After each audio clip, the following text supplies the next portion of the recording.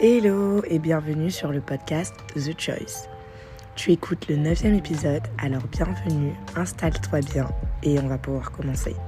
Aujourd'hui, ça va être un épisode un peu sur la continuité de l'épisode précédent qui parlait d'une lettre aux adultes, mais surtout de l'adage si jeunesse savait et si vieillesse pouvait.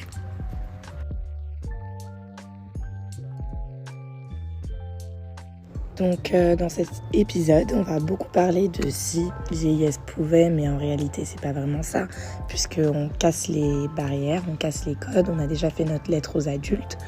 Donc maintenant, on va parler du fait que souvent on peut penser que les personnes plus âgées, elles peuvent plus, que leur temps il est passé et que nous les jeunes, on saurait pas, on fait juste que profiter, etc. Mais moi j'ai rencontré Louis Arnaud Chevalier, donc un écrivain. Il écrit des chroniques. C'est une personne incroyable et il m'a vraiment retourné. Il m'a complètement chamboulé sur tout ce qui était le cadre, la liberté, parce qu'il a vécu, il a vu des choses, il sait beaucoup de choses et surtout, il vit encore. Aujourd'hui, il ose faire de nouvelles choses, il partage les choses qu'il aime, les belles choses de la vie.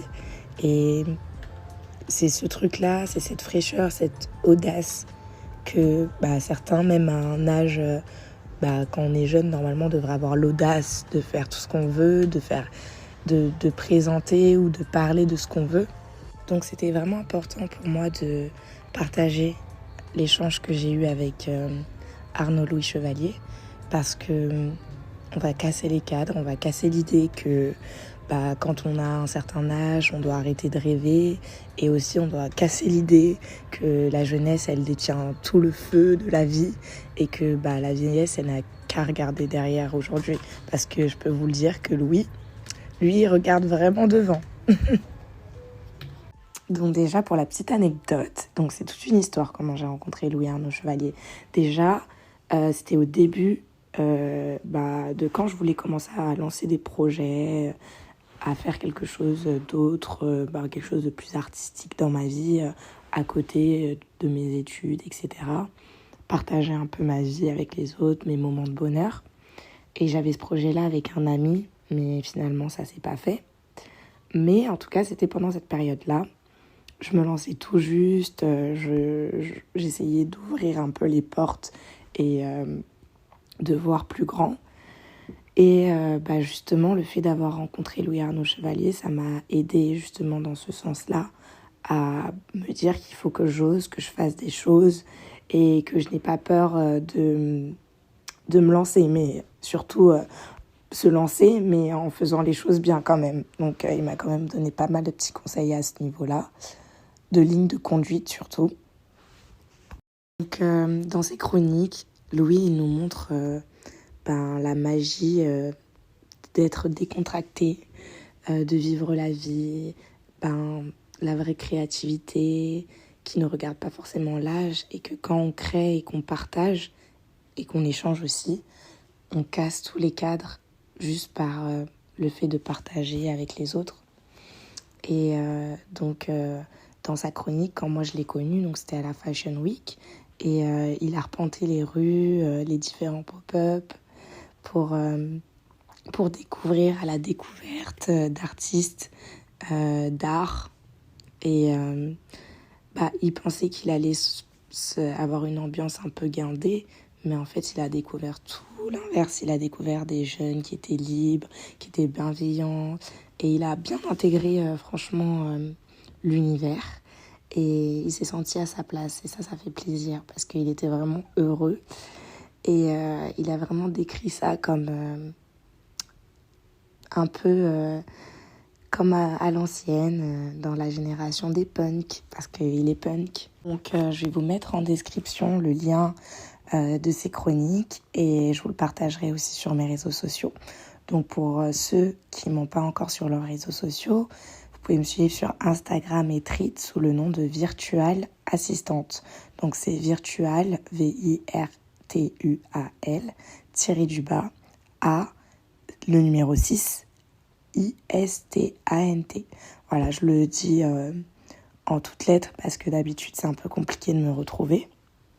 Et je vous invite à donc aller consulter sa page parce que ça va rentrer dans la continuité de tout ce que je vous dis actuellement. C'est vraiment une personne incroyable. Je vais vous partager un passage où elle explique pourquoi il fait ses chroniques. Et ensuite, je vous parlerai un peu plus de sa vie en détail en vous expliquant un peu ce qu'il a fait. Et vous montrer que voilà, il profite de la vie, mais voilà, il a toujours suivi son instinct et fait les choses qui lui plaisaient. Ah non, mais c'est très bien écrit. Mais si je fais ça, c'est d'abord, je parle que des choses qui m'intéressent. J'ai passé l'âge de rentrer dans des politiques ou des trucs comme ça, donc si je trouve qu'un truc est merdique, je ne vais pas écrire c'est merdique, j'en parle pas. C'est beaucoup plus simple. Mais vous avez totalement raison. Ce que je disais, en fait, on n'a pas besoin de dire aux gens, par exemple, qui sont mal habillés. Si on trouve que quelqu'un est mal habillé ou qui ne plaît pas, on lui dit pas. Voilà, c'est ça. Voilà. Seulement, on souligne la positivité. Moi, j'aime beaucoup votre façon de penser et de faire. Et donc, quand il y a un truc qui ne me plaît pas, on n'en parle pas. Et puis, de toute façon, j'en vois tellement que c'est pas difficile de faire une sélection sur les trucs qui sont vraiment waouh. Et il y en a quand même. Et donc, je parle que des choses qui m'intéressent. Qui sont intéressantes pour vous et positifs. Oui, qui méritent qu'on s'y attarde. Qui méritent l'attention. Il y a un truc que j'avais vu. Alors, j'écrivais pas encore de chronique, mais ça, c'était l'un des trucs les plus incroyables que j'ai vu, vraiment. C'était un artiste africain qui faisait des tableaux avec de la récupération de sandales. Waouh! Les sandales, les claquettes. Oui. En Afrique qui en portent. Afrique. Et donc, il faisait des tableaux avec. Il faisait des tableaux en découpant les sandales. Il peut faire des visages. Donc il avait à côté de chez lui un dépotoir avec des tas de sandales.